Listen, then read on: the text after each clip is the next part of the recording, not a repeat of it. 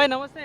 నమస్కారం అండి. ఏం పేరు? నా పేరు చంద్రమోహన్ అండి. చంద్రమోహన్ గారు ఏం చేస్తుంటారు? నేను భారతీయ విద్యానికేతన్ స్కూల్ ఉంది నాకు. స్కూల్ ఉంది. ఓకే.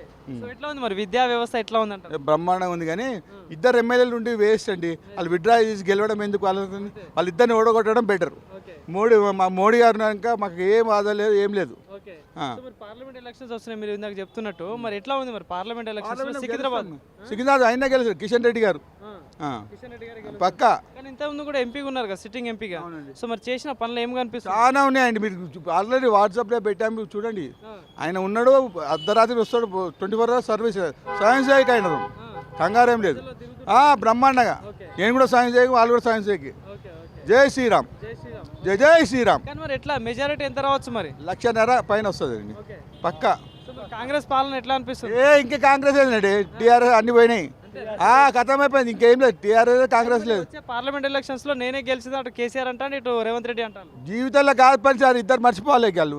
అది అయిపోయింది. ఒకసారి ఇచ్చిన ఛాన్స్ వాళ్ళకు, ఈయనకి ఇచ్చిన 9 ఏళ్ళు 10 ఎక్కువైపోయింది కేసీఆర్ గారికి. రాహుల్ గాంధీ పాదయాత్రలో పోతున్నారు సార్, యాత్ర చేసినానికి పైకి పోయేదానికి అది అంత డైరెక్ట్ చెప్తున్నా.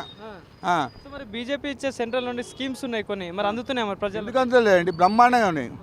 అడగండి, చాలా మంది అట్లా ఎందుకు లేవండి, జనాలు ఉండబట్టి ఎగబడుతుర్రు. సో మరి కిషన్ రెడ్డి గారు ఎందుకు ఓటేయాలంటే ఏం చెప్తారు? ఆయన యువకుడు, చిన్నప్పటి నుంచి కష్టపడి వచ్చాడు మాలాగానే.